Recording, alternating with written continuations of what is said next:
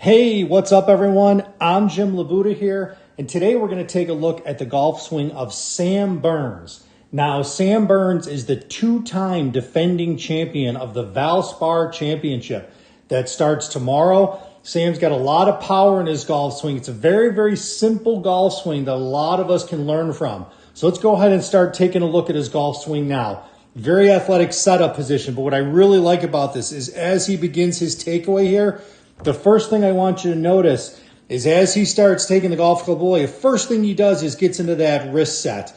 He starts hinging his wrist real early in the golf swing. What this does is it's going to set him up so that when he gets to this position here, this is pretty much the extent of his wrist set. It's all done at this point. Left arm fully extended. He's got not as perfect, not a right angle here, obviously, but definitely more wrist set in the swing. A lot of times we see players today that when they get to this position in the golf swing where their hands are parallel, the hands are at the right thigh, we still see this pretty much in a straight line here. I think about Bernhard Langer in particular, a very old classical swing with not a lot of wrist set. Sam sets his wrists early in the swing, then all he does from this point is that he continues to keep that left arm straight as he turns to the top of the swing. Sam's able to create a ton of width in his golf swing here by really having a very, very early wrist set and then focusing on doing nothing more but then turning to the top of his swing. But where does all that speed and power come from?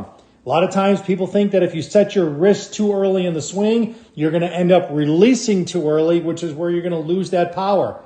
That's not the case here with Sam. I want you to look here. Left hip is the first thing that's going to start that downswing. He starts moving into that left side. Hip starts opening, but he maintains the width in his swing. He maintains that straightness of his left arm. It's got a little bit of a bend in there, but too many times what we see at this point is this is an amateur's, the top of their arm, and then this is where their forearm ends up. So you can see at that point, if my hands were at the top of that line, I'd be losing a lot of width in the swing. The hands get closer to my head.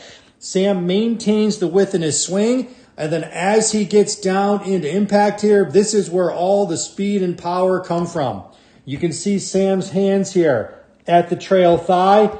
Golf club is parallel to the ground. So where does all the speed and power come from in lag? It comes from here. Sam's hands are going to travel from his trail thigh to his lead thigh, but the head of the golf club is going to travel from here all the way into the golf ball. That, ladies and gentlemen, is where speed and power come from, and that's why we want to maintain lag in the golf swing. Hands are moving a very short amount, but that club head is developing a lot of speed and power as it's coming into the swing. So if you're always struggling with lag, if you want to get a little bit more distance and power in your golf swing, let's start looking at maybe a little bit earlier wrist set, just like Sam Burns here. Set your wrists early in the swing, turn to the top, maintain that width in your swing, and then release that lag at the last possible minute to get you maximum speed and club head speed and power into the back of that golf ball.